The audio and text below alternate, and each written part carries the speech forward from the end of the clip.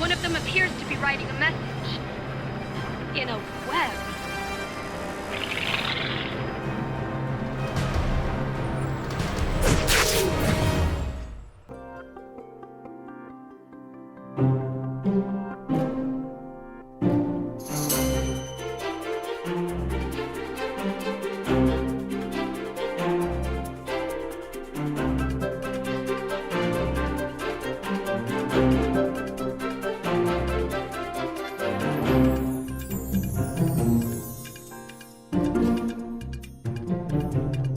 Hey there guys, Nordic Warrior here, welcome back to my video game review series. So, I recently reviewed both Spider-Man 1 and 2, the movie license games.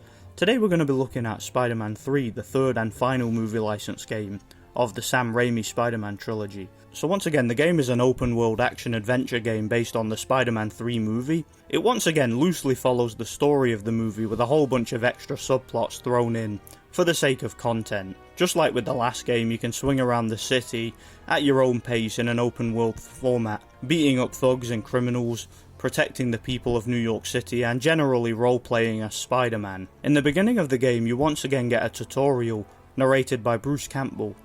Press the attack button to attack. I'm sorry, am I going too fast for you? There are actually two attack buttons. I consider myself a fine judge of talent, boy, and, well, you don't have much. But look, I'll work with you. For the next few sets of enemies, I want you to follow the instructions on your screen. Just like with the last two games, Bruce will interject into the game from time to time, giving you hints and tips when you might need them, and also adds a bit of charisma and charm to the game. Now, if you want to go faster down the street, try boosting near the bottom of your swing arm.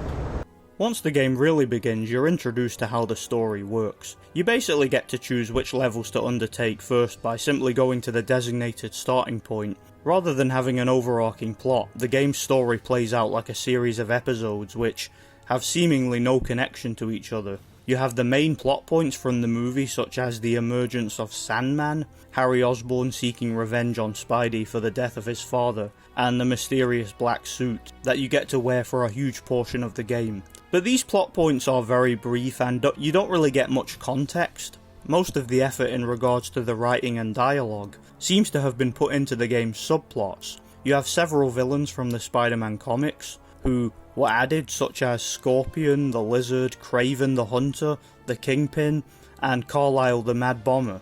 You also have a few interlocking plots involving the three new street gangs in New York City, who are causing chaos and need to be stopped. The three new gangs are actually one of the most bizarre yet innovative things the game comes up with, and were actually a pretty fun inclusion. You have the Apocalypse Gang, who are these big tough biker looking types with tattoos and piercings. You have the Order of the Dragon Tail, who are these flashy Chinese martial artists.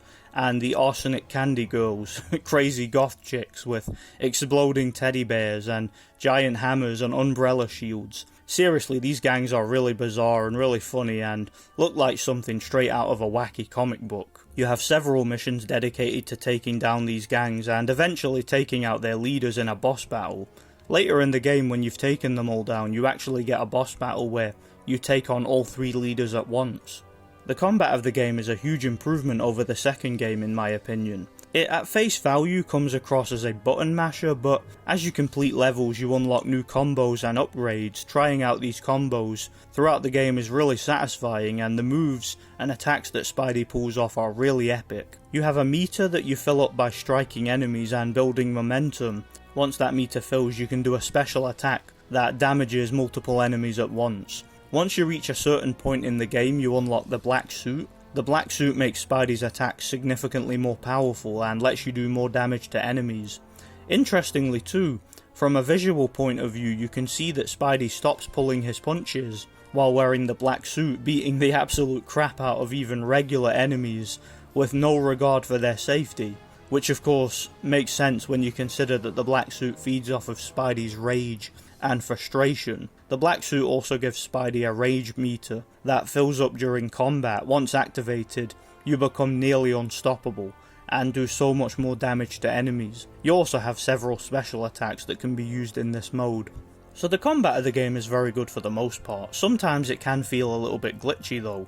There are certain gang lieutenants that counter your web attacks, and this leads to some really annoying ragdoll effects, but for the most part it's manageable, you will get used to it. You also have a countering system in the game, but just like the last game, this can be very glitchy and unresponsive at times, and can be a bit frustrating and difficult to get the hang of. You also have plenty of enemy variety in the game. In addition to the regular gang members, you also have tougher enemies, such as lizard men who have infested the sewers. You also have a fourth gang in the game ran by Carlisle the Mad Bomber, who wear power suits and some of them can fly. The game also has several boss battles. Most of the boss battles in the game are pretty epic and I really enjoyed them. My favourite being the first Sandman boss battle in the subway. That boss battle is absolutely brutal and really fast paced. Or the Rhino boss battle where you get to team up with Scorpion and you have to work together to outwit him and take him down. That boss battle was really cool. Or the Kraven the Hunter boss where he takes multiple forms. You also have some pretty poor ones too, such as the New Goblin battle where you basically have to do a string of annoying quick time events to beat him. Or the second Sandman fight where you play as New Goblin, but once again you have to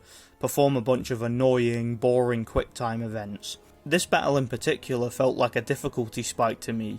You also have several other boss battles which I didn't mind, like fighting the likes of the Kingpin, the Lizard, Carlisle the Mad Bomber, Scorpion, and Venom.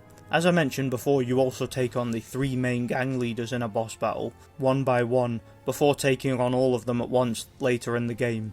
I mentioned that some of the boss battles contain QuickTime events. Well, speaking of QuickTime events, this game goes a little bit overboard with this feature. You have so many of them in the game, some of which come completely out of nowhere, and you have little to no time to react to them, meaning you have to restart them time and time again, and it's just trial and error.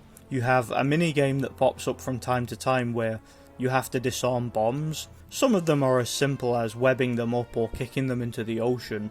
Others you have to perform a series of QuickTime events to disarm them. This can be fun for a while but gets repetitive at some point. In addition to the main story, the game has several side activities to take part in, such as races, which are much better than they were in the last game. You also have a skydiving minigame, which is really challenging and the controls take a while to get used to, but it's fun to try out nonetheless. You have a minigame involving Mary Jane, where you have to swing around the city, performing tricks for her and trying to give her a thrill ride whilst delivering her to her destination. You do this a few times in the game, and hilariously at one point while wearing the black suit, and instead of trying to give her a thrill, you instead try to scare the life out of her. You also have a minigame where you can take photographs using Peter's camera. You can do this at any time in the game, and if you go to the Daily Bugle, you even have specific photograph missions given to you by Robbie, where you get a certain amount of points depending on the quality of your picture. These vary and are quite fun. I really enjoyed this feature. One feature that they added this time was the ability to swim, and that's one feature that I felt that the second game really should have had, so I'm glad that they added that. You also have several tokens to collect hidden around the game, but good luck finding them all without a guide because some of them are really well hidden. Adding some authenticity to the game, you have several of the actors from the movie reprising their roles, such as Tobey Maguire, Kirsten Dunst, Thomas Hayden Church, Topher Grace, and James Franco. The dialogue in the game is absolutely hilarious too. You've hardly said 3 words all night. Is everything all right? I figured you were talking enough for both of us. Peter, what's gotten into you lately? Nothing that's stopping your gums from flapping wouldn't solve. The game's graphics and presentation are pretty good for an early Xbox 360 title, and most of the game looks great. You have several varied locations and interesting areas of the city to explore, in addition to the outdoor sections of the city. You can also explore the subway system underground and ride around on trains. This is a really interesting feature. You also have several levels that take place in the sewers, mostly to do with the Lizard and the subplot involving him. You also have a couple of levels that take place on Governor's Island. You contend with an evil corporation called Mecha Biacon. You have some interesting references and secrets hidden in the game too. For example, if you go to Harry Osborn's penthouse, you can actually find the Green Goblin's secret hidden lair behind the mirror. So you have plenty of variety in terms of the game's enemies and locations, and the game does a great job of feeling fresh throughout. Another pretty cool feature is when you complete the game, you can replay the whole thing again using the black suit. So as far as I'm concerned, Spider-Man 3 is a very solid game. It has the best web swinging mechanics in my opinion of any Spider-Man game, as well as some of the best combat. It looks great for the most part and has some replay value. I would go as far as to say that the game is massively underrated. This might not be a popular opinion, but even with this game's small shortcomings, I actually prefer it to Spider-Man 2. I give this game a very solid 9 out of 10 in retrospect, and it's a game I personally think never got the credit it deserved. Thanks for watching guys, I really enjoyed replaying and reviewing Spider-Man 3. Stay tuned for more retrospective video game reviews. I have a lot of reviews coming to the channel in the near future, so stay tuned for those. Thanks for watching and God bless. Now's the part where I object, right? No!